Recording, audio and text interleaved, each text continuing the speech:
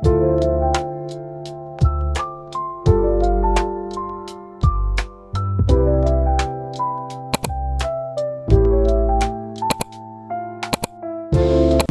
guys, it's Monday and I'm getting ready na for school kasi may face-to-face classes akong 9:30 a.m. It's 8:33 a.m. and nag-ano lang ako 3 minutes for products makeup kasi ayokong malate. Hindi nga ako nag-OJT muna today kasi nilong ko muna si mama, pero sabi ko mag-face-to-face ako kasi kailangan mag-attend ng face-to-face. And I'm just getting ready kasi tapos naman na ako mag-ayos, saka mag-skincare. Ikaw lang naman, tapos bracelet. Bago kong bracelet. And I have new bracelet rosary. Tapos pabango. Then, alis na mi. Super busy, so let's go. I'm just closing the window and I'm going to go and aalis na ako. So, ayan. See you sa school. Bye! Hi! It's 4:34 p.m.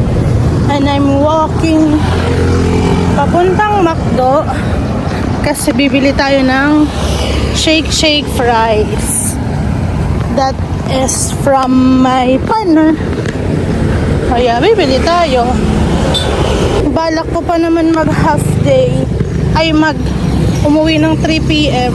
kasi parang hindi ako pinayagan ni ma'am. Ay, kasi gusto niya matapos ko yung ginagawa ko. Natapos ko na siya. Putik yan. Akala ko hindi na ako makakausad sa client na yon.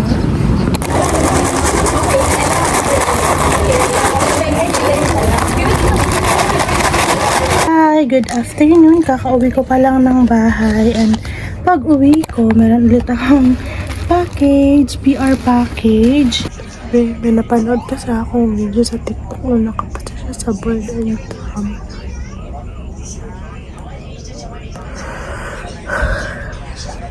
Sana ako din. Good morning! Good morning everyone. It's Tuesday, 6:42 a.m. Super early, pero super early din kasi na klase ko ngayon. 8 a.m.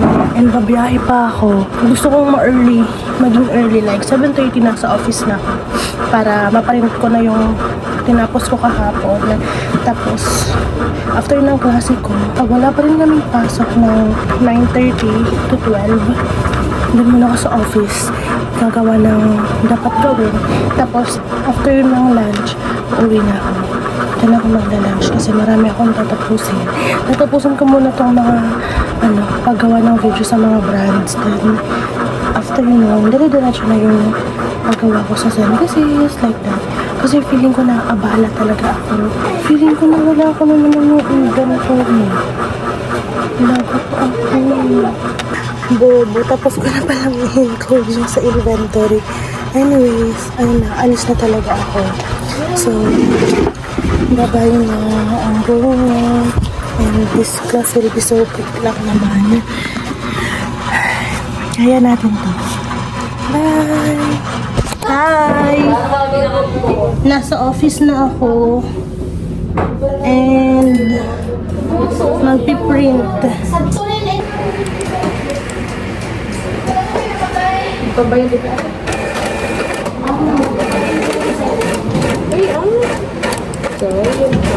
Sasagasaan pa ako, pero ayun na, papunta muna akong Metrobank. And after kong magpa-encash sa Metrobank, magbabayad na ako ng tax sa PNB. Umuulan pa. Sana walang tao.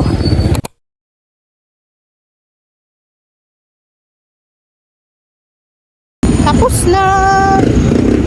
Balik na lang ako ulit. Kasi naiwan ko yung ID ko. Tapos hindi ko na encash yung cheque kasi nga wala akong ID.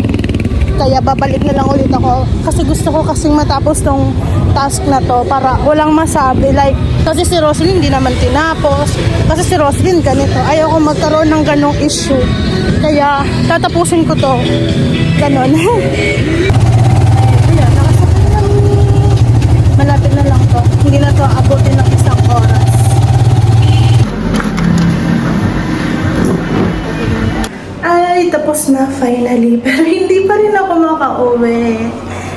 pinapafile na sa akin yung 1604C. Yes, pinapafile na sa akin ka. Sana paka-file. Pwede na ako umuwi.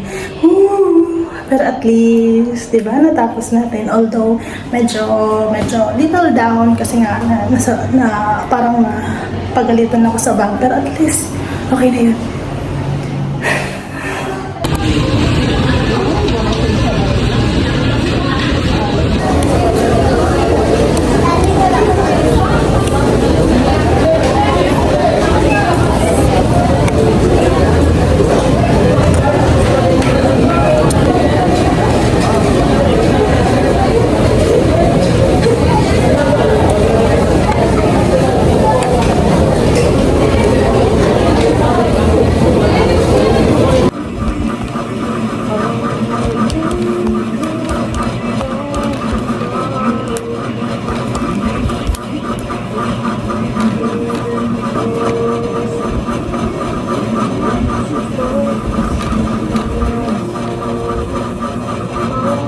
Ayan, dapat balance yan palagi. Balance sila, balance yung adjusting, balance yung income statement, and balance din yung balance sheet. And dito naman sa case 2, balance din, same yung net income from using expense method, and balance din ay same ng amounts using function of expense method. Kaya hopefully tama, hindi lang ako sure.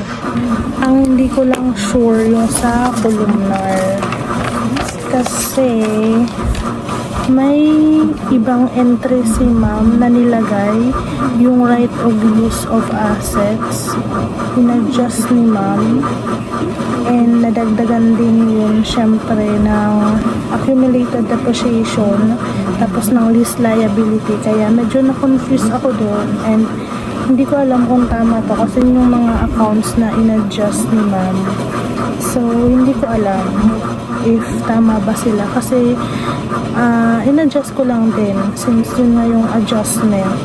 Kung anong amount kong nilagay, yun yung nilagay ko. Kasi pag yung nilagay ko is yung ginawa ko, ay mag-balance siya pero mamamali siya kasi hindi yun yung sinabi ni ma'am. Kaya let's see tomorrow. At least may assignment na ako. I can sleep na. It's 8:51 AM and papunta na ako ng school.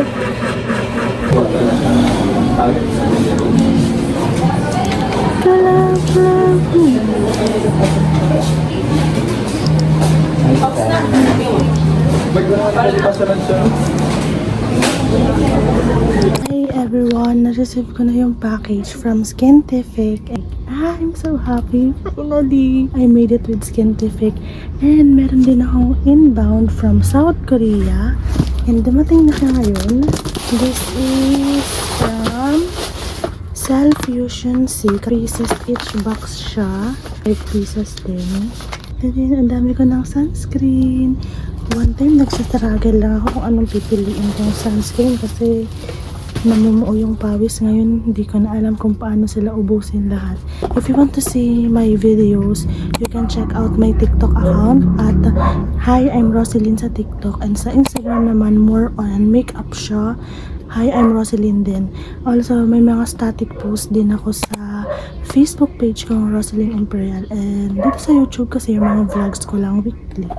So, although I'm struggling with my life right now, I can contain my happiness na nakaka-receive pa rin ako ng products from brands, ganun.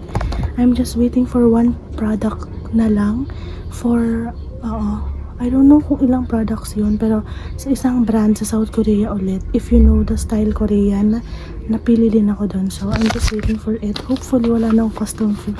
Kasi medyo mahal. Yung binayaran ko dito is 430 pesos. Hopefully, ma-refund. And, ayun na. I'm so happy! Let's get pretty this year. Maglilinis na ako. Hi!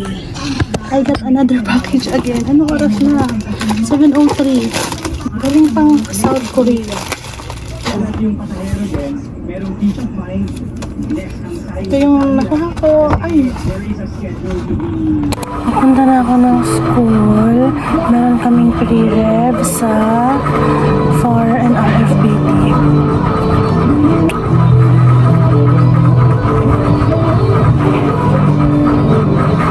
Ay, natuwa nila ako magpapakit. Para glass skin, glass skin. Hi, I got another package from Creamy Shop. It's the KM Healing Lotion. I-review natin. It's the Healing Lotion.